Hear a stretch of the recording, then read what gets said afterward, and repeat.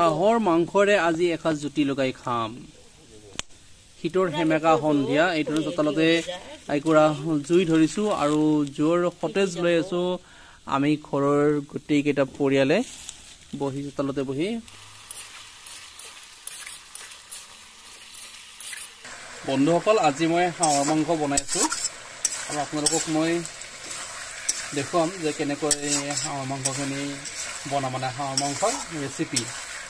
প্ৰথমে মই ইয়াতে পৰ্যাপ্ত পৰিমাণৰ তেল দিছো বেছি তেল দিব নালাগে হাঁহত কাৰণ নিজে নিজে তেল হাঁহৰ পৰা বহুত ওলাই সেইকাৰণে অকমান তেল দিছো আৰু শুকান জলকীয়া দিছো তেজপাত দিছো প্ৰথমতে কেইটামান কালজিৰা দি লৈছো আৰু মাত্ৰ এটা সৰু আলু দিছো আৰু এয়া হ'ল কোমোৰা বুঢ়া কোমোৰা বগা কোমোৰা মানে এয়া আৰু এয়া হ'ল পিঁয়াজৰ ঠাৰি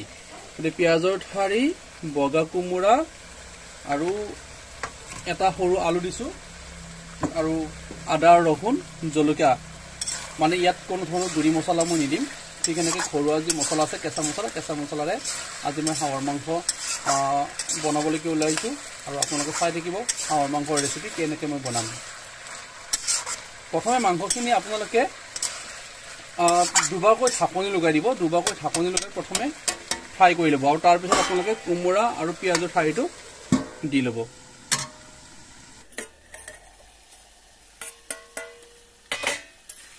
বন্ধুসকল দুবাৰকৈ ঢাকনি লগাই মই ঢাকনিখন উঠাই থৈছোঁ আৰু এইবাৰ দিম মই এয়া কোমোৰাখিনি মই দি দিলোঁ আৰু তাৰপাছত এয়া পিঁয়াজৰ ঠাৰিখিনি মই দি দিলোঁ লগতে মই কেঁচা জলকীয়া হয় কেঁচা জলকীয়াখিনি মই দি লৈছোঁ যেতিয়া মাংসখিনি প্ৰথমতে ফ্ৰাই কৰিছোঁ তেতিয়া মই আদা ৰহুন দিছিলোঁ শুকান জলকীয়া দিছিলোঁ তেজপাত দিছিলোঁ আৰু কালজিৰা দিছিলোঁ আৰু এতিয়া মই কেঁচা জলকীয়া দি দিছোঁ আৰু কোমোৰাখিনি দিছোঁ লগতে পিঁয়াজৰ ঠাৰি দিছোঁ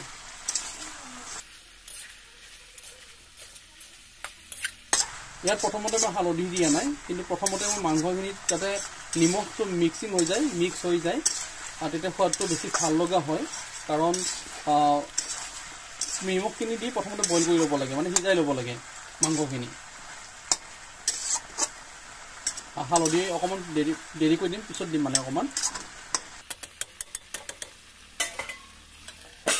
আৰু ঢাকনি লগাই দিছোঁ এনেকৈ ঢাকনি আৰু দুবাৰ লগাম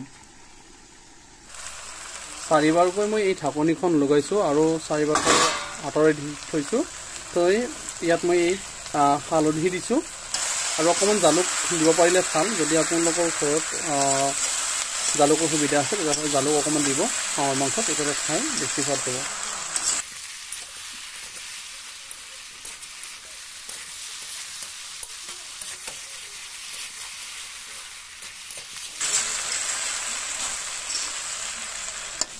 মাংসখিনি সম্পূৰ্ণ ফ্ৰাই হৈ যোৱাৰ পিছত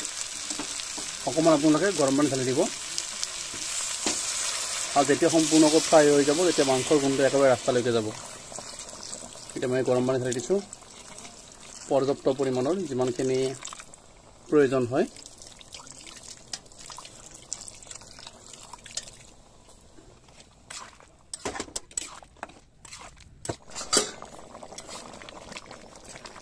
বন্ধুসকল ফাইনেলি হৈ গ'ল হাঁহৰ মাংসৰ